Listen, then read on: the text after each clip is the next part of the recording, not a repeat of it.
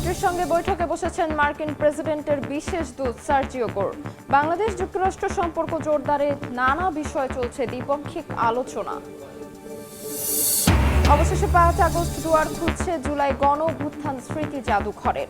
উদ্বোধন করবেন প্রধানমন্ত্রী। স্বৈরাচারের বিরুদ্ধে সংগ্রামের আলোক বর্তিতা হয়ে থাকার আশা। রোহিঙ্গা ক্যাম্পে মানব পাচার নেটওয়ার্ক, কিশোর তরুণদের জিম্মি করে বেচাকেনা।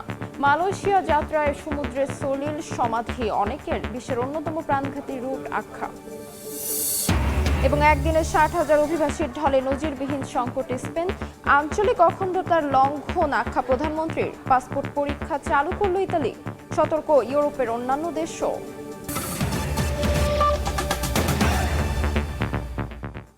সময় সংবাদের সঙ্গে আছে আমি তাজমিলা খান। প্রধানমন্ত্রী তারেক রহমানের সঙ্গে বৈঠকে অংশ নিয়েছেন ঢাকার সফররত যুক্তরাষ্ট্রের দক্ষিণ ও মধ্য এশিয়া বিষয়ক বিশেষ দূত সার্জিও গোর। সকাল 9:30টায় প্রধানমন্ত্রীর তেজগাঁও কার্যালয়ে এই বৈঠক শুরু হয়। এটি ছিল 3 দিনের সফরে ঢাকায় আসা মার্কিন বিশেষ দূতের শেষ দিনের কর্মসূচি। এর আগে তিনি পররাষ্ট্রমন্ত্রী খলিলুর রহমানের সঙ্গে সাক্ষাৎ করেন। এছাড়া কক্সবাজারে রোহিঙ্গা শরণার্থী শিবির পরিদর্শন করেন তিনি। প্রধানমন্ত্রীর সঙ্গে বৈঠকে দ্বিপক্ষীয় সম্পর্ক জোরদার, আঞ্চলিক নিরাপত্তা, বাণিজ্য এবং রোহিঙ্গা সংকট নিয়ে আলোচনা হবে বলে জানা গেছে।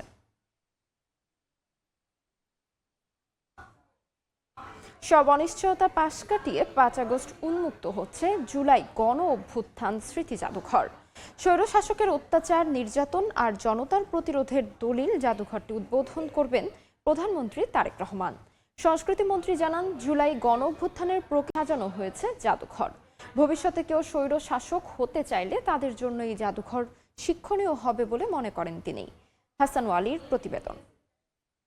হাসিনা পালিয়ে গেছে, শেখ হাসিনা নাই, শেখ হাসিনা চলে গেছে, শেখ হাসিনা পালায় না। বিনা ভোটে ক্ষমতার মসনদ দখল করে লুটপাট আর বিরোধী মত দমনে খুন গুম নির্যাতনের পাওয়ার হাউস ছিল লাল দেয়ালের গণভবন, যেখানে জেঁকে বসেছিল ইতিহাসের নিকৃষ্টতম স্বৈরাচার শেখ হাসিনা।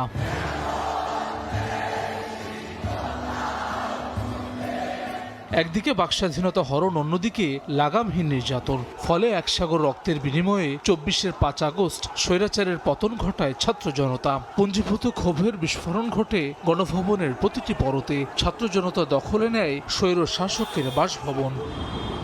বহু মানুষের চোখের পানিতে অভিশপ্ত গণভবনকে জুলাই স্মৃতি জাদুঘর করার সিদ্ধান্ত নেওয়া হয়, যাতে 5 আগস্টের স্মৃতিচিহ্ন, জুলাই গণ অভ্যুত্থানের দুর্লভ সব দলিল, শহীদ ও আহতদের নানা স্মারক, পোশাক, আন্দোলনের ব্যানার, প্লেকার্ড সহ অন্যান্য সরঞ্জাম সংরক্ষণে উদ্যোগ নেয় অন্তর্বর্তী সরকার। একই সঙ্গে দীর্ঘ 17 বছর জুড়ে স্বৈরাচার হয়ে ওঠার আলামত সংরক্ষণ করা হয়েছে এই জাদুঘরে। তবে বেশ কয়েকবার চেষ্টা করেও এটি চালু করতে পারেনি অন্তর্বর্তী সরকার। একই সঙ্গে নির্মাণ ঘিরে নানামুখী দুর্নীতির অভিযোগ উঠতে থাকে। ফলে জাদুঘরের ভবিষ্যৎ নিয়ে অনিশ্চয়তা তৈরি হয় জনমনে। অবশেষে সরে গেছে অনিশ্চয়তার মেঘ। আগামী 5 আগস্ট জুলাই স্মৃতি জাদুঘর খুলে দেওয়ার ঘোষণা দিয়েছে সরকার। উদ্বোধন করবেন প্রধানমন্ত্রী তারেক রহমান। আগস্ট মাসে 5 তারিখে এইটা উদ্বোধন হবে।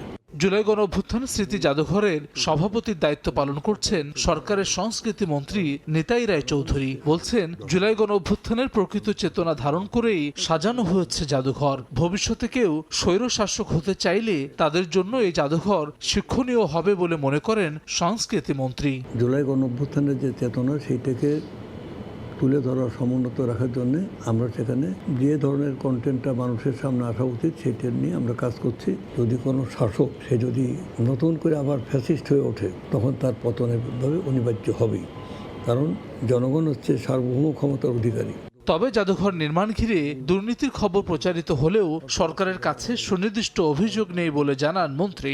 প্রয়োজনে তদন্ত করার কথা বলেন তিনি।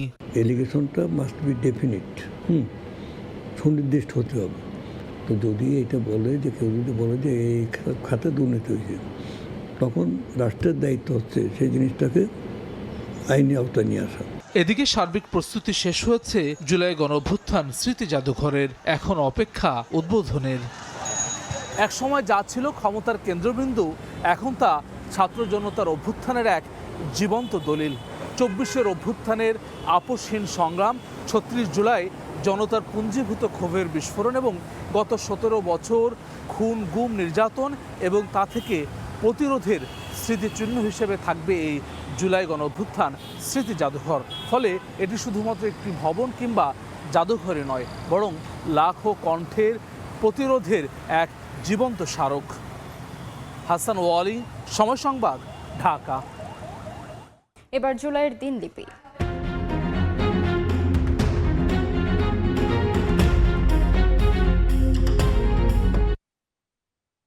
উত্তাল জুলাইয়ের এই দিনে গণসংগীত, পথনাটক, দেয়াল লিখন, স্মৃতিচারণা ও বিক্ষোভ সমাবেশের মধ্য দিয়ে বৈষম্য বিরোধী ছাত্র আন্দোলন পালন করে রিমেম্বারিং আওয়ার হিরোজ কর্মসূচি। ৩২ জুলাই দুপুরে বৈষম্য বিরোধী ছাত্র আন্দোলনের ৬ সমন্বয়ককে ছেড়ে দেয় গোয়েন্দা পুলিশ। আন্দোলন ঘিরে সহিংসতা ও আইন শৃঙ্খলা বাহিনীর ভূমিকা নিয়ে আন্তর্জাতিক মহলের উদ্বেগের পরিপ্রেক্ষিতে জাতিসংঘ ফ্যাক্ট ফাইন্ডিং দল পাঠানোর প্রস্তাব দেয় এদিন। রক্তাক্ত জুলাইয়ের ঘটনাবহুল এই দিনের বিস্তারিত থাকছে নাজমুস সালেহির প্রতিবেদনে। খুন করা, জেলে ভরা, এইসব আর চলবে না। যুবলীগ, ছাত্রলীগের হাতে পিস্তল, আগ্নেয়াস্ত্র, একজন আন্দোলনকারীর হাতেও আমরা অস্ত্র বা পিস্তল কিছু দেখি নাই। গুলি করার আদেশ দিয়েছে। যারা এর পিছনে ছিল তাদের উপযুক্ত এবং দৃষ্টান্তমূলক শাস্তি। যাদের হত্যা হয়েছে সেসব হত্যার বিচার যতদিন পর্যন্ত না হবে ততদিন পর্যন্ত বাংলাদেশের কোনো মানুষ শান্তি পাবে।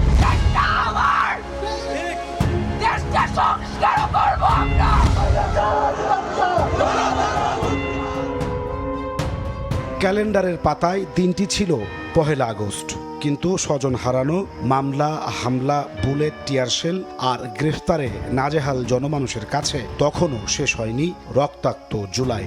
শিক্ষার্থীদের দাবির সঙ্গে তখন এক কাতারে গোটা দেশ। এ যেন এক অন্য বাংলাদেশ, যার দিকে পুরো পৃথিবী অবাক তাকিয়ে রয়। ছাত্র জনতা এদিনের নাম দেয় ৩২ জুলাই। কমপ্লিট শাটডাউন, বিক্ষোভ কিংবা প্রতিরোধ নয়, এদিন দেয়া হয় খানিকটা সফট কর্মসূচি। সিদ্ধান্ত হয় ১ মাসে খুন হওয়া শহীদদের স্মরণ করে বিশেষ ধরনের কর্মসূচির রিমেম্বারিং আওয়ার হিরোজ ঘোষণা করেন সমন্বয়ক রিফাত রশিদ। আমরা একটা মাইন্ড গেমের প্ল্যান করেছিলাম। আমরা ইন্টারনালি, যেহেতু আমরা ততদিনের ভিতরে আমাদের সারা বাংলাদেশের নেটওয়ার্কটা পেয়ে গিয়েছি, আমরা সবাইকে বলেছিলাম যে আমরা মাঠের মধ্যে এই জোরালো কর্মসূচি দিব, কিন্তু আমরা কর্মসূচি আকারে দিয়েছিলাম একটা সফট প্রোগ্রাম। এবং এই প্রোগ্রামের ইন্টেনশনটা ছিল যাতে করে শিল্পী বা সাহিত্যিক, সাংস্কৃতিক কর্মী, যদি আমরা এক শব্দে বলতে চাই, তাদেরকে আবার মাঠে নিয়ে আসা।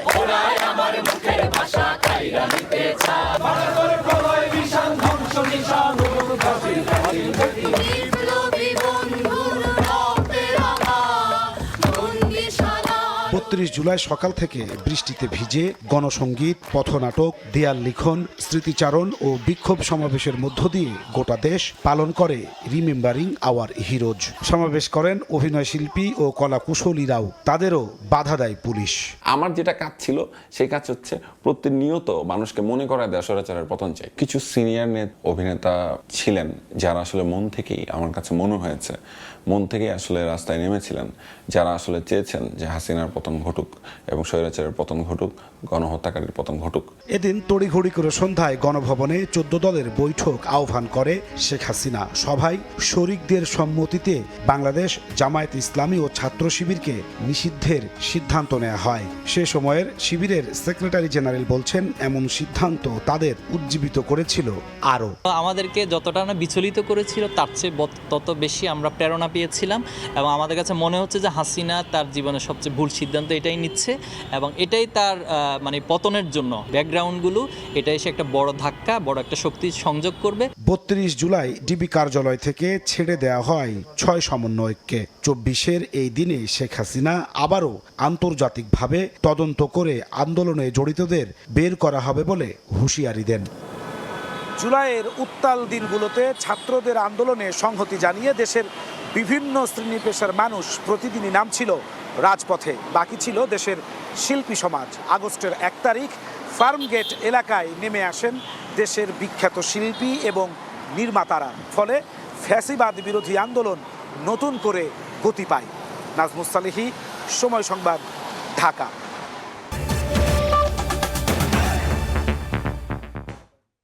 মানব পাচার চক্রের প্রলোভনে সমুদ্রপথে হারিয়ে যাচ্ছেন শত শত রোহিঙ্গা। প্রথমে মিয়ানমারের চামেলিতে বিক্রি, এরপর মুক্তিপণের নামে লাখ লাখ টাকা আদায়। সবশেষ তুলে দেওয়া হয় মালয়েশিয়াগামী মৃত্যুফাঁদ ট্রলারে। এভাবে মানব পাচারের পুরো নিয়ন্ত্রণ ক্যাম্পের দালালদের হাতে। ইউএনএইচসিআর বলছে এটি বিশ্বের অন্যতম প্রাণঘাতী সমুদ্রপথ। মোহাম্মদ ফরাজের ক্যামেরায় বিস্তারিত জানাচ্ছেন সুজাউদ্দিন রুবেল। কক্সবাজারের রোহিঙ্গা ক্যাম্পে এখন অপেক্ষা শুধু স্বজন ফিরে আসার। কারো চোখে সন্তান হারানোর ভয়, কারো হাতে দালালদের পাঠানো ভয়েস মেসেজ। 15 বছর বয়সী এনায়েতুল্লাহকে খেলতে যাওয়ার কথা বলে তাকে নিয়ে যাওয়া হয় টেকনাফে, কিন্তু আর ফিরে আসেনি কিশোর এনায়েত। হাকিমপাড়া এলাকার সলিম নামের এক ব্যক্তি কৌশলে তাকে দালালদের হাতে তুলে দিয়েছে অভিযোগ পরিবারের। বাংলাদেশের তো যে হুয়াই আর হুয়ারে মানে বিক্রি করছে, ধরে নিয়ে অপহরণ করিয়া নেই, কিডন্যাপ করিয়া নেই, তে হুয়া বানায় বিহা চাই। এনায়েতের মতো একই পরিণতি 15 বছর বয়সী জানে আলমেরও। পরিবারের অভিযোগ, ক্যাম্প থেকে তাকে টেকনাফ নিয়ে গিয়ে দালালদের কাছে বিক্রি করা হয়। পরে তাকে নেওয়া হয় মিয়ানমারের চামিলি এলাকায়। ফুয়াড বলে কই টাং হইতে ফুয়াড খেলা গিলা কই তোরা যত কই, তারপরে দাদনিকে খদে তোমার ফুয়া খদে না ডালি আসছি আমি তো খেলা খদে তোমার পরে খদে মেলেশিয়া দিব লাগি হইতে মেলেশিয়া দিন মাতুটি আনাই বোঝা নাই। বাংলাদেশ জলসীমা কিংবা ভূমধ্য সাগরে ট্রলারডুবির ঘটনার পর নিখোঁজ স্বজনদের পরিবারগুলো এখন নতুন আতঙ্কে। দালালদের কাছে সন্তানদের বিষয় জানতে চাইলে উল্টো দেওয়া হচ্ছে প্রাণনাশের হুমকি। যে ডালালে টিয়া লইয়া এডালে না আর অবশ্যই আর কি চাই, শাস্তি চাই। যে ডালালে টিয়া লইয়া এডালে ন দে এখন খবর নাই। টিয়া দাও কবে বুয়ার নাম ধরে বুত আমারে বুঝি টিয়া বুত পুরাই বেলাই বরে ইয়া মাদা বুত গঙ্গারি তাই কম লাইতে বুকুনার দরকারে তাইলে বুত অনেকে মারনা মাটি পুরা। জাতিসংঘের শরণার্থী সংস্থা ইউএনএইচসিআর এর তথ্য অনুযায়ী সাম্প্রতিক হাজার হাজার রোহিঙ্গা ঝুঁকিপূর্ণ সমুদ্রপথে যাত্রা করেছেন। তাদের বড় একটি অংশ সমুদ্রে নিখোঁজ হয়েছেন বা প্রাণ হারিয়েছেন। আশঙ্কা করা হচ্ছে প্রায় 6,500-এর বেশি রোহিঙ্গা শরণার্থী এই সময় সমুদ্রপথে বিপজ্জনকভাবে যাত্রা করেছিল, যাদের মধ্যে প্রতি 7 জনে 1 জন সমুদ্রপথে নিখোঁজ বা মারা গিয়েছেন। সো এটা ছিল যে আসলে সারা পৃথিবীতেও সমুদ্রপথে সবথেকে একটা প্রাণঘাতী রুট। আইন শৃঙ্খলা বাহিনী বলছে মানব পাচারে সক্রিয় রয়েছে একাধিক চক্র, যার মধ্যে রোহিঙ্গা ক্যাম্প কেন্দ্রিক দালালরা অন্যতম। অভিযান অব্যাহত রাখার জন্য আমাদের নির্দেশনা আছে। আমাদের নিজস্ব জুরিসডিকশন থেকে অথবা বাইরের কোথাও থেকে আইনা যেন এখানে কেউ মানব পাচারের শিকার না হয়, সম্ভাব্য আস্তানা যেখানে অবস্থান করে তাদেরকে পাচার করে, ওগুলো অভিযান চালানোর জন্য আমাদের নির্দেশনা আছে এবং আমাদের অভিযান অব্যাহত আছে। হতাশার দিক থেকেই মূলত মানে সাগর পাড়ে দিয়ে উন্নত যেতে চায়। নিশ্চয়ই বাংলাদেশের কোনো দালাল চক্র এককভাবে এটা করতে পারে না, এর সাথে তো একটা আন্তর্জাতিক চক্র জড়িত আছে। একটা আন্তদেশীয় পরামর্শের মাধ্যমে, আলাপ আলোচনার মাধ্যমে আমাদের সরকার নিশ্চয়ই চেষ্টা করছে এটা অ্যাড্রেস করার জন্য। আইওএম ও ইউএনএইচসিআর এর যৌথ বিবৃতি অনুযায়ী মিয়ানমার উপকূলে জুনের শেষ ও 8 জুলাই রোহিঙ্গাবাহী 2টি ট্রলার ডুবিতে 5 শতাধিক মানুষের প্রাণহানির আশঙ্কা করা হচ্ছে। সুজাউদ্দিন রুবেল, সময় সংবাদ, কক্সবাজার। আন্তর্জাতিক রূপ পাওয়ার 26 বছর পরও দিনে মাত্র 9 ঘন্টা কর্মচঞ্চল থাকছে চট্টগ্রামের শাহ আমানত বিমানবন্দর। দিনের শুরুতে মধ্যপ্রাচ্য থেকে ফ্লাইট এসে পৌঁছায় আর রাতে ফিরে যায় সেই ফ্লাইট। এর বাইরে কয়েকটি অভ্যন্তরীণ রুটের ফ্লাইট ওঠানামা ছাড়া তেমন কাজ নেই। পর্যাপ্ত আন্তর্জাতিক ফ্লাইট না থাকায় চট্টগ্রামের শিল্পে বিনিয়োগ হচ্ছে না বলে মনে করছেন ব্যবসায়ীরা। ব্যবসা বাড়াতে অন্যান্য আন্তর্জাতিক রুটেও ফ্লাইট চালুর তাগিদ তাদের। সাক্ষর টিপুর ক্যামেরায় বিস্তারিত জানাচ্ছেন কমল দে। প্রতিদিন ভোর 6টা থেকে সকাল 10টা, আবার সন্ধ্যা 6টা থেকে রাত 11টা। চট্টগ্রাম শাহ আমানত আন্তর্জাতিক বিমানবন্দরের ভেতর এবং বাইরের এই দৃশ্য। দিনের 24 ঘন্টার মধ্যে সকাল ও রাত মিলিয়ে মাত্র 8 থেকে 9 ঘন্টা টার্মিনাল, বোর্ডিং এরিয়া, ইমিগ্রেশন এবং টিকিট চেকিং কাউন্টারে এই কর্মব্যস্ততা থাকলো। বাকি সময় একেবারেই ফাঁকা। মূলত বিদেশি এয়ারলাইন্সগুলো তাদের নিজেদের সুবিধার্থে পছন্দনীয় স্লট অনুযায়ী সকাল এবং সন্ধ্যার সময়কেই বেছে নিয়ে। বাকি সময় আমাদের আসলে কোনো ইন্টারন্যাশনাল ফ্লাইট থাকে, অনলি ডোমেস্টিকে 2-4টা ফ্লাইট অপারেট করে। সো আমাদের এয়ারপোর্ট কিন্তু রেডি। এই যে ফাঁকা সময় অন্তত বর্তমান যে পরিমাণ ইন্টারন্যাশনাল ফ্লাইট অপারেট করে তার থেকে বেশি আমরা আরও অ্যাকোমোডেট করতে পারি। স্বাধীনতা পরবর্তী অভ্যন্তরীণ ফ্লাইট ওঠানামা এবং 2000 সালে আন্তর্জাতিক বিমানবন্দর হিসেবে স্বীকৃতি পেয়েছিল চট্টগ্রাম শাহ আমানত বিমানবন্দর। প্রথম দিকে বেশ কটি বিদেশি এয়ারলাইন্স চট্টগ্রাম থেকে ফ্লাইট পরিচালনা করলেও কাঙ্ক্ষিত যাত্রী না পায় পর্যায়ক্রমে সেগুলো বন্ধ হয়ে গেছে। বর্তমানে চট্টগ্রাম শাহ আমানত বিমানবন্দর থেকে ইন্টারন্যাশনাল ফ্লাইট বলতে ওমানের মাস্কাট, সৌদি আরবের জেদ্দা ও মদিনা, আরব আমিরাতের দুবাই, শারজা, আবুধাবি রুটে বিমান আসা যাওয়া করছে।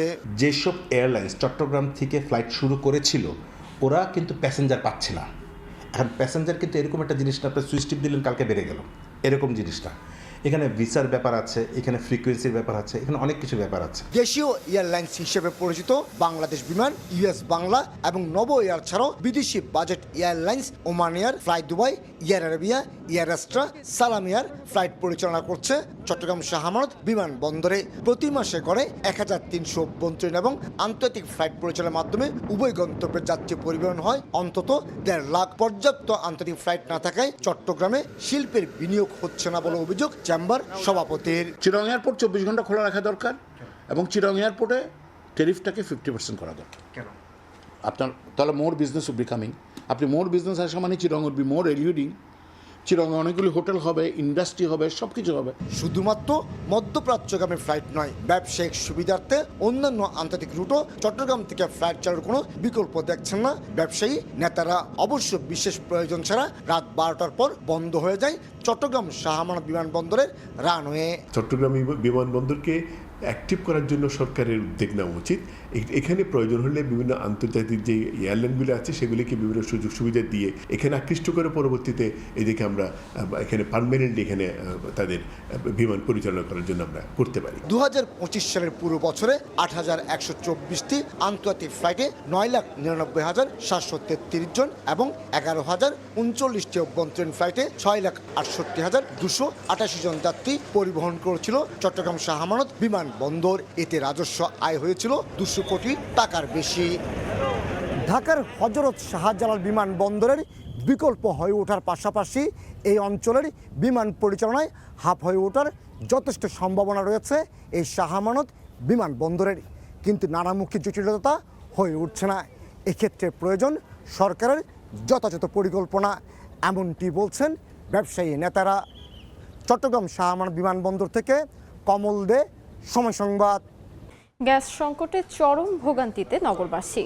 পাম্পে পাম্পে যানবাহনের দীর্ঘ সারি। শেষ খবর জানাতে রাজধানীর মগবাজার থেকে যুক্ত হচ্ছেন ফারুক ভূঁইয়া রবিন। সরাসরি যাচ্ছে তার কাছে। রবিন, গত কয়েকদিন ধরে গ্যাসের যে তীব্র সংকট চলছে সেই ভোগান্তিতে আজ সরকারি ছুটির দিনেও, অর্থাৎ আজ ছুটির দিনেও কিন্তু গ্রাহকরা রয়েছেন। আমরা রাজধানীর বিভিন্ন পাম্পে যে দৃশ্যটি দেখতে পাচ্ছি যে এখনও কিন্তু আজকে ছুটির দিনেও ঘন্টার পর ঘন্টা অপেক্ষা করতে হচ্ছে গ্রাহকদেরকে যে বিভিন্ন পাম্পে এসে তেল নেওয়ার জন্য। এবং যেহেতু এই সংকট আরও কিছুদিন চলবে বলেই আভাস দেওয়া হচ্ছে জ্বালানি বিভাগের পক্ষ থেকে, পেট্রোবাংলার পক্ষ থেকে, যে বেশ কয়েকটি filling station, CNG filling station, সেগুলো হলো গ্যাসের সংকটের কারণে বা পর্যাপ্ত চাপ না থাকার কারণে সেগুলো বন্ধ রয়েছে। আবার কিছু কিছু যে ফিলিং স্টেশন যেগুলো চালু রয়েছে সেখানেও কিন্তু পর্যাপ্ত চাপ পাওয়া যাচ্ছে না বলেই যারা পাম্প সংশ্লিষ্ট রয়েছেন কিংবা যারা গ্রাহক রয়েছেন তারা অভিযোগ করছেন যে তাদের চাহিদা মাফিক যে পরিমাণ গ্যাস প্রয়োজন সেটি নেওয়া যাচ্ছে না। একটি চিত্র যদি আপনাদেরকে তুলে ধরি তাহলেই বুঝতে পারবেন যে সংকট কতটা তীব্র আকার ধারণ করেছে। যেটি বলা হয়ে থাকে যে বাংলাদেশের বর্তমানে গ্যাসের চাহিদা, দৈনিক গ্যাসের চাহিদা সেটি হলো 4,000 মিলিয়ন ঘনফুট। তো সেই জায়গাতে গতকালকে 2,153 মিলিয়ন ঘনফুট গ্যাস সরবরাহ করা হয়েছে, অর্থাৎ চাহিদার অর্ধেকের মতন গ্যাস সরবরাহ করা সম্ভব হচ্ছে। বাকি অর্ধেকই কিন্তু যে চাহিদা অনুযায়ী যোগান দেওয়া সম্ভব হচ্ছে না, যার ফলে এই সংকটের তীব্রতাতে যেমন যানবাহন চালকরা ভুগছেন, ঠিক একইভাবে বাসাবাড়িতেও সাধারণ মানুষ যারা রয়েছেন তারা কিন্তু খুব কষ্টের মধ্যে আছেন। রান্নাবান্না কিংবা খাওয়া দাওয়া সেক্ষেত্রে তাদের মধ্যে একটা ব্যাপক প্রভাব পড়েছে। দীর্ঘ মানে বিভিন্ন ফিলিং স্টেশনগুলোতে দেখা যাচ্ছে যে ফিলিং স্টেশনের গণ্ডি ছাড়িয়ে সেখানে যে মূল রাস্তা কিংবা তার আশপাশের যে গলিগুলো রয়েছে সেগুলো পর্যন্ত মানে যানবাহনের যে দীর্ঘ সারি সেটি দেখা যাচ্ছে এবং মূলত এই যে এই সংকটটি তৈরি হয়েছে সেটি হলো কক্সবাজারের মহেশখালীতে একটি এলএনজি টার্মিনালে কারিগরি ত্রুটি দেখা দেওয়ার কারণে কিন্তু এই সংকটটি তৈরি হয়েছে। যদিও জ্বালানি বিভাগের পক্ষ থেকে যেটি বলা হচ্ছে যে এই সংকট সমাধান করতে হয়তো বা যে আগামী সপ্তাহের দিক থেকে ধীরে ধীরে পরিস্থিতি উন্নতির দিকে যাবে, কিন্তু তার আগে নাগরিকদেরকে মোটামুটি একটু কষ্টের মধ্যে বা সংকটের মধ্যে বা ভোগান্তির মধ্যে কম বেশি থাকতে হবে। তো এই ছিল আমার কাছে রাজধানীর একটি সিএনজি ফিলিং স্টেশন থেকে সবশেষ খবরাখবর। নিশ্চয়ই পরবর্তীতে আর খবরাখবর আপনাদেরকে জানিয়ে দেব। মগবাজার থেকে সরাসরি যুক্ত ছিলাম। সময় সংবাদে আরও থাকছে। 2 যুগ পর টেস্ট সিরিজ খেলতে অস্ট্রেলিয়া গেল বাংলাদেশ দল। প্রথম দফায় ডাউন আন্ডারের পথে 8 ক্রিকেটার, রোববার যাবেন বাকি সদস্যরা। জেলা বান্দরবানে কমছে না হামের প্রকোপ। জেলার আলীকদম ও লামা উপজেলায় পর এবার রুমা উপজেলায় ছড়িয়েছে হামের প্রকোপ। শুধু জুলাই মাসে মারা গেছে 7 শিশু। বান্দরবান থেকে এনে জাকিরের রিপোর্ট। শয্যা সংকটে হাসপাতালের মেঝেতে চিকিৎসা নিচ্ছে হামে আক্রান্ত শিশুরা। শুধু জুলাই মাসে মারা গেছে 7 শিশু। আশঙ্কাজনক হারে হামের প্রকোপ বাড়ায় উদ্বিগ্ন পার্বত্য অঞ্চলের মানুষ। বান্দরবানে কমছে না হামের প্রকোপ। উপজেলা সদর ছাড়াও সীমান্তবর্তী গালেঙ্গা ও পাইন্দু ইউনিয়নের মৃগখুমি অধ্যুষিত বিভিন্ন দুর্গম পাড়াগুলোতে দ্রুত ছড়িয়ে পড়ছে এই সংক্রামক রোগ। জ্বর, সর্দি, কাশি ও শরীরে ফুসকুড়ি নিয়ে প্রতিদিন হাসপাতালে ভর্তি হচ্ছে শিশুরা। তবে যোগাযোগ ব্যবস্থা দুর্গম হওয়ায় আক্রান্ত হওয়ার পরও অনেকেই অবস্থান করছে বাড়িতে।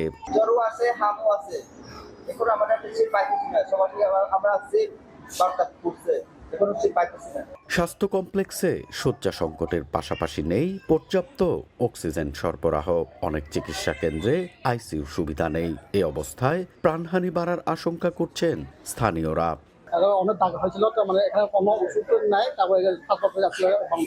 দুর্গম এলাকায় পরিস্থিতি নিয়ন্ত্রণে আনতে মেডিকেল টিমের মাধ্যমে চিকিৎসা দেওয়ার কথা জানায় মেডিকেল অফিসার।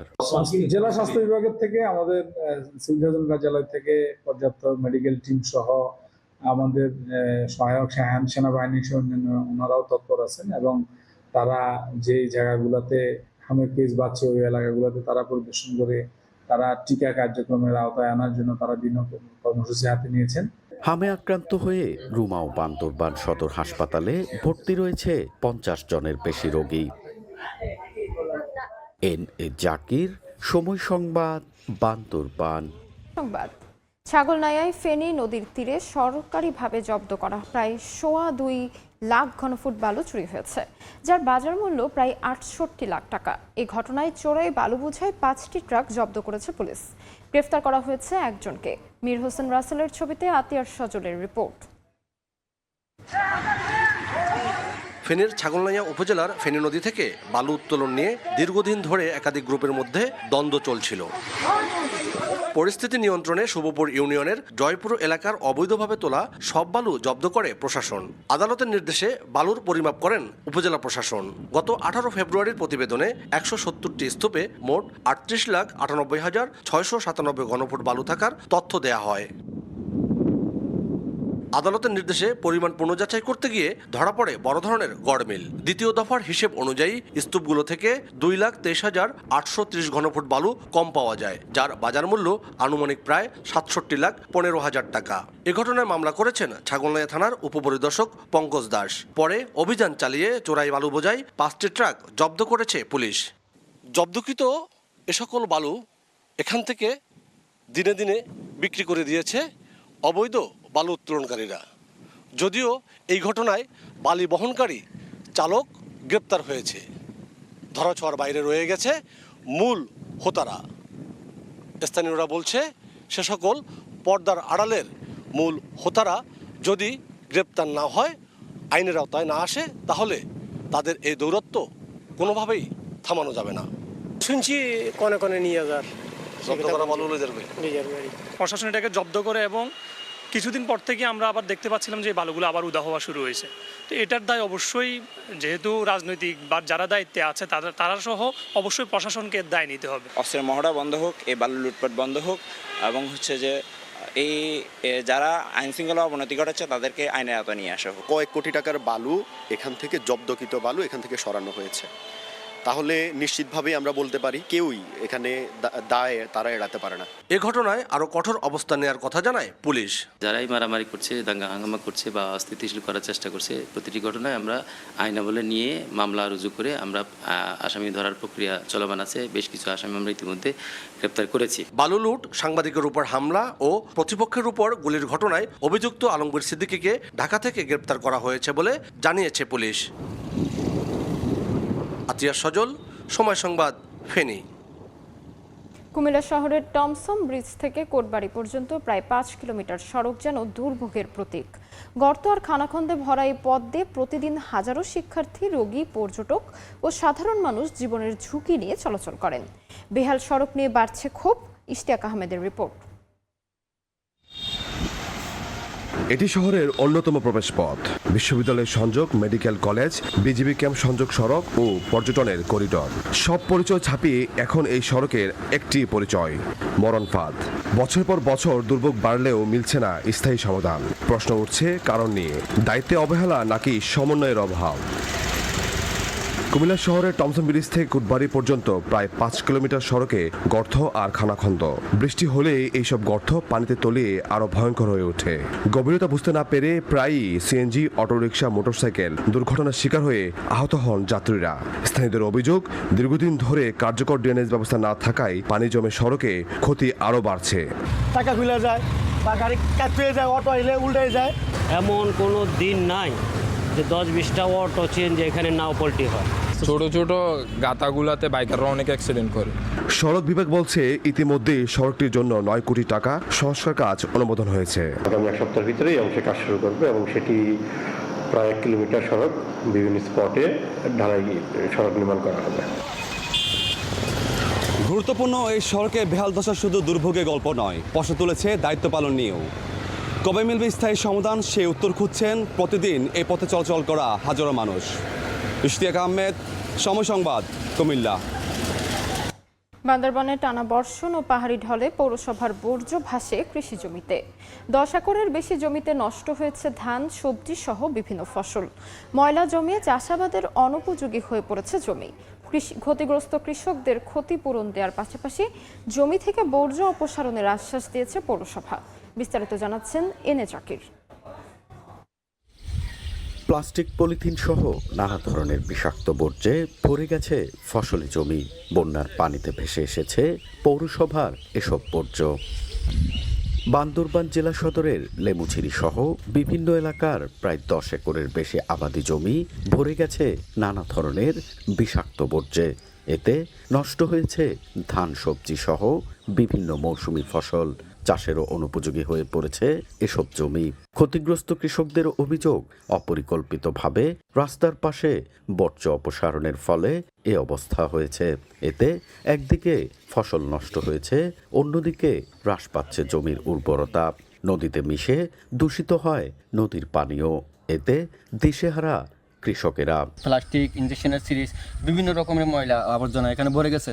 জমিন টুকুন সব শেষ হয়ে গেছে, ওদিকে ময়লা এসে এখানে আমি জমিন করতে পারতেছি না। গোসল করতে নদীতে পারি না, ওইটা সব ময়লা চুলকায়। কাজ কাম করতে পারে না গন্ধে, মানে মানুষ অসুস্থ হয়ে যায় এই জায়গায়। এদিকে কৃষি জমি থেকে পৌরসভার বর্জ্য অপসারণের পাশাপাশি ক্ষতিপূরণের কথা জানান পৌরসভার নির্বাহী প্রকৌশলী। এটা যেহেতু পৌরসভার বাইরে, ইউনিয়নের মেম্বারকে তো আসতে বলছেন, উনি সহ যারা ক্ষতিগ্রস্ত কি করা যায়, কিভাবে সহযোগিতা করা যায়, এটাই আমরা পদক্ষেপ নেব। টানা বর্ষণ ও পাহাড়ি ঢলে সাম্প্রতিক বন্যায় বান্দরবানে 2104 হেক্টর ফসলি জমি ক্ষতিগ্রস্ত হয়েছে। এনএ জাকির, সময় সংবাদ, বান্দরবান। দেখছেন সময় সংবাদ। এবার আন্তর্জাতিক প্রসঙ্গ। স্পেনের উত্তর আফ্রিকার ছিটমহল সেউতায় পৌঁছানোর চেষ্টায় অন্তত 57 অভিবাসীর মৃত্যু হয়েছে। মরক্কো থেকে একদিনে 60,000 মানুষ প্রবেশে শহর জুড়ে তৈরি হয়েছে নজিরবিহীন সংকট।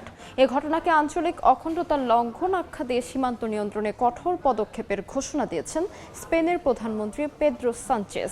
অভিবাসী ঢলের পর স্পেনের শেনজেন সুবিধা স্থগিত করার আহ্বান জানিয়েছে ইতালি। এর তীব্র প্রক্রিয়া জানিয়েছে মাদ্রিদ। স্পেনের উত্তর আফ্রিকান ছিটমহল সেউতায় অভিবাসীদের নজিরবিহীন ঢল বড় ধরনের মানবিক ও রাজনৈতিক সংকটে রূপ নিয়েছে। মাত্র একদিনে মরক্কো থেকে প্রায় 60,000 মানুষ সীমান্ত অতিক্রমের চেষ্টা করলে অর্ধশতাধিক মানুষের মৃত্যু হয়। অধিকাংশই সাগরে ডুবে কিংবা সীমান্তের ব্রেকওয়াটার পার হওয়ার সময় পদদলিত হয়ে প্রাণ হারিয়েছেন। 85,000 জনসংখ্যার ছোট্ট শহরটি কয়েক ঘন্টার মধ্যেই কার্যত অচল হয়ে পড়ে। সেউতা সফরে গিয়ে স্পেনের প্রধানমন্ত্রী পেদ্রো সানচেজ ঘটনাটিকে স্পেনের আঞ্চলিক অখণ্ডতার লঙ্ঘন হিসেবে বর্ণনা করেন। তার অভিযোগ, সুপ্রিম কোর্টের সাম্প্রতিক এক রায়কে কাজে লাগিয়ে মানব পাচারকারী চক্রগুলো এই গণ অনুপ্রবেশের সুযোগ তৈরি করেছে। তিনি জানান, যাদের স্পেনে থাকার আইনি অধিকার নেই তাদের দ্রুত শনাক্ত, নিবন্ধন ও বহিষ্কারের জন্য অস্থায়ী গ্রহণ কেন্দ্র স্থাপন করা হবে। পাশাপাশি সমুদ্রপথে সীমান্ত আরও স্পষ্ট করতে ব্রেকওয়াচের কাছে ভাসমান বয় স্থাপন করা হবে। অন্যদিকে মরক্কো সরকার এই ঘটনার জন্য অপরাধী চক্রকে দায়ী করে বলেছে, সীমান্ত ব্যবস্থাপনায় দুই দেশের সহযোগিতা অব্যাহত রয়েছে। অন্যদিকে মার্কিন প্রেসিডেন্ট ডোনাল্ড ট্রাম্প বলেছেন, স্পেনে যা ঘটেছে তা যেন একটি দেশের উপর আক্রমণের মতো। এ সময় স্পেনের প্রধানমন্ত্রী পেদ্রো সানচেজের নেতৃত্বাধীন বামপন্থী সরকারের কঠোর সমালোচনা করেন ট্রাম্প। তার দাবি, দুর্বল আইন ও ব্যর্থ অভিবাসন নীতির কারণে স্পেনে এই সংকট পড়েছে। তিনি সতর্ক করে বলেন, মধ্যবর্তী নির্বাচনে রিপাবলিকানরা জয়ী না হলে যুক্তরাষ্ট্র ও স্পেনের মতো অভিবাসী ঢল নামতে পারে। শিউলি রোসা, সময় সংবাদ। সেউতা অভিবাসী সংকটের জেরে স্পেন থেকে আকাশ ও সমুদ্র পথে ইতালিতে প্রবেশকারীদের জন্য আবারও চালু হয়েছে পাসপোর্ট পরীক্ষা। নিরাপত্তার যুক্তি দিলেও এতে অবৈধ অভিবাসন ঠেকানো সম্ভব নয় বলে মনে করছেন অনেক ইতালীয়। বিশেষজ্ঞদের আশঙ্কা, এই সিদ্ধান্তে শেনজেন অঞ্চলে অবাধ চলাচল ব্যবস্থার ওপর নতুন চাপ তৈরি হবে।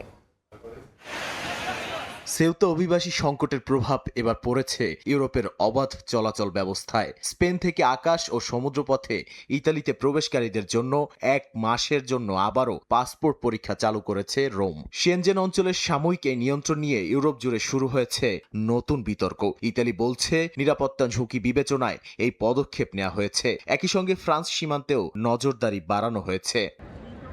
1985 সালের 14 জুন স্বাক্ষরিত শেনজেন চুক্তির মাধ্যমে ইউরোপের দেশগুলোর মধ্যে অবাধ চলাচলের ব্যবস্থা চালু হয়। বর্তমানে 29টি দেশের কোটি কোটি মানুষ এই সুবিধা ভোগ করছেন। যদিও নিরাপত্তা বা অভিবাসন সংকটের কারণে অতীতেও কয়েকবার সাময়িকভাবে সীমান্ত নিয়ন্ত্রণ ফিরিয়ে এনেছে বিভিন্ন দেশ। ইতালি সরকারের দাবি, নতুন এই ব্যবস্থায় অনিয়মিত অভিবাসীদের গতিবিধি নজরদারি, মানব পাচার চক্রের তৎপরতা দমন এবং অভ্যন্তরীণ নিরাপত্তা জোরদার করা সম্ভব হবে। তবে এই সিদ্ধান্ত নিয়ে প্রশ্ন তুলছেন সাধারণ ইতালীয়রাও। দেশটিতে বসবাসরত বাংলাদেশিরাও বলছেন, সীমান্ত নিয়ন্ত্রণের এই সিদ্ধান্তের প্রভাব পড়তে পারে দেশটির অর্থনীতি, পর্যটন ও চলাচলের ওপর। বিশেষজ্ঞদের মতে 1 মাসের জন্য ঘোষণা করা হলেও নিরাপত্তা পরিস্থিতির অজুহাতে এই ব্যবস্থা আরও দীর্ঘায়িত হতে পারে। তাই শেনজেন অঞ্চলের অবাধ চলাচল নীতি আবারও বড় পরীক্ষার মুখে পড়তে যাচ্ছে বলেই মনে করছেন অনেকে। সময় সংবাদ, ইতালি। যুক্তরাষ্ট্রের ক্যালিফোর্নিয়ার সান দিয়েগোর সামরিক ঘাঁটিতে একটি F-35 যুদ্ধবিমান বিধ্বস্ত হয়েছে। স্থানীয় সময় শুক্রবার সকালে মিয়ানমার এয়ারবেসের রানওয়ের কাছে এই দুর্ঘটনা ঘটে। বিধ্বস্ত হওয়ার আগে পাইলট প্যারাশুটের সহায়তায় বিমান থেকে বের হন বলে জানিয়েছেন কর্তৃপক্ষ। তাকে উদ্ধার করে হাসপাতালে পাঠানো হয়েছে। যুদ্ধবিমানটি আছড়ে পড়ার সাথে সাথে আশেপাশে আগুন ও ধোঁয়ার সৃষ্টি হলে দমকল কর্মীরা দ্রুত তা নিয়ন্ত্রণে আনেন। মার্কিন মেরিন কোরের সবচেয়ে শক্তিশালী উড্ডয়ন উইং পরিচালিত এই বিমানটির দুর্ঘটনার আসল কারণ এখনও জানা যায়নি। দেখছেন সময় সংবাদ। এবার খেলার খবর। ইতিহাস গড়ার স্বপ্ন নিয়ে অস্ট্রেলিয়ার পথে বাংলাদেশ দল। 2 দফায় ওজি সফরে যাচ্ছে টাইগার ক্রিকেটাররা। 8 ক্রিকেটার ও 10 অফিসিয়াল সহ এদিন প্রথম বহরে গেলেন দলের 18 সদস্য। আগামী রোববার দ্বিতীয় বহরে সৌম্য জাকের সহ অস্ট্রেলিয়া যাবেন আরও 10 ক্রিকেটার। বিমানবন্দরের ভিড়ের মাঝেই হঠাৎ চিৎকার তামিম তামিম। সমর্থকদের সেই ডাকের জবাবে এক চিলতে হাসি। সাকিব আল হাসান, তামিম ইকবালদের পর বাংলাদেশের ক্রিকেটে নতুন প্রজন্মের যে কজনকে ঘিরে স্বপ্ন দেখছেন সমর্থকরা, তানজিদ তামিম তাদেরই একজন। আর সেই নতুন প্রজন্মকে নিয়েই 23 বছর পর অস্ট্রেলিয়ার মাটিতে টেস্ট খেলতে যাচ্ছে বাংলাদেশ। একজন দুজন তারপর একে একে বিমানবন্দরে হাজির হন খালিদ, অমিত হাসানরা। এর কিছুক্ষণ পরেই আসেন দলের সবচেয়ে সিনিয়র ক্যাম্পেইনার মুশফিকুর রহিম। এই অজি সিরিজে তার কাঁধে দায়িত্বটা একটু বেশিই থাকবে। অস্ট্রেলিয়া সফরে 2 ধাপে যাচ্ছেন টাইগার ক্রিকেটাররা। প্রথম ধাপে উড়াল দিলেন 8 ক্রিকেটার ও 10 টিম অফিসিয়াল। প্রধান coach Phil Simmons, spin bowling coach Mushtaq Ahmed, Mohammad আশরাফুলরাও আছেন এই বহরে। আর আগামী রোববার রাতে দ্বিতীয় দফায় সৌম্য সরকার, মুশফিক হাসান সহ আরও 10 ক্রিকেটার অস্ট্রেলিয়ার উদ্দেশ্যে রওনা হবেন। বর্তমানে স্কোয়াডের সব ক্রিকেটারের কাছেই এটা অস্ট্রেলিয়ায় প্রথম টেস্ট সফর, কিন্তু ড্রেসিং রুমে আছেন এমন একজন যিনি সেই কন্ডিশনের সঙ্গে পরিচিত। বাংলাদেশের হয়ে অস্ট্রেলিয়ার মাটিতে টেস্ট খেলার অভিজ্ঞতা আছে ব্যাটিং কোচ মোহাম্মদ আশরাফুলের।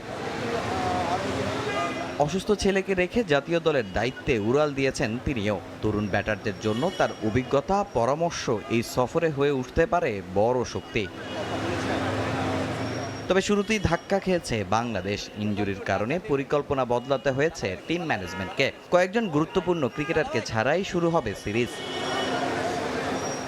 অন্যদিকে পূর্ণ শক্তির দল নিয়ে মাঠে নামবে স্বাগতিক অস্ট্রেলিয়া। নিজেদের কন্ডিশনে বিশ্ব ক্রিকেটের অন্যতম সেরা দলের বিপক্ষে অপেক্ষা করছে টাইগারদের জন্য কঠিন এক পরীক্ষা। আগামী 13ই আগস্ট ডারউইনে শুরু হবে প্রথম টেস্ট। এর আগে সেখানে 3 দিনের একটি প্রস্তুতি ম্যাচ খেলবে টাইগাররা। 23 বছর পর টেস্ট খেলতে অস্ট্রেলিয়া সফরে যাচ্ছে বাংলাদেশ। স্বপ্ন আছে, চ্যালেঞ্জও অনেক বেশি। নতুন প্রজন্মের কারোই তেমন অভিজ্ঞতা নেই অজিদের বিপক্ষে টেস্ট খেলার। এখন দেখার অপেক্ষা এই সফর কেবলই একটা বিদেশ সফর হয়ে থাকে নাকি ইতিহাস গড়ে দেশে ফেরে টাইগাররা। হযরত শাহজালাল আন্তর্জাতিক বিমানবন্দর থেকে তামিম হোসেন, সময় সংবাদ, ঢাকা। এ পর্যায়ে শীর্ষ সংবাদগুলো জানিয়ে দিচ্ছি আরেকবার। প্রধানমন্ত্রীর সঙ্গে মার্কিন প্রেসিডেন্টের বিশেষ দূত সার্জিও গোরের বৈঠক। বাণিজ্য, বিনিয়োগ, আঞ্চলিক সহযোগিতা নিয়ে আলোচনা। সম্পর্ক আরও এগিয়ে নেওয়ার প্রত্যাশা। অবশেষে 5 আগস্ট দুয়ার খুলছে জুলাই গণ অভ্যুত্থান স্মৃতি জাদুঘরের। উদ্বোধন করবেন প্রধানমন্ত্রী। স্বৈরাচারের বিরুদ্ধে সংগ্রামের আলোক বর্তিতা হয়ে থাকার আশা।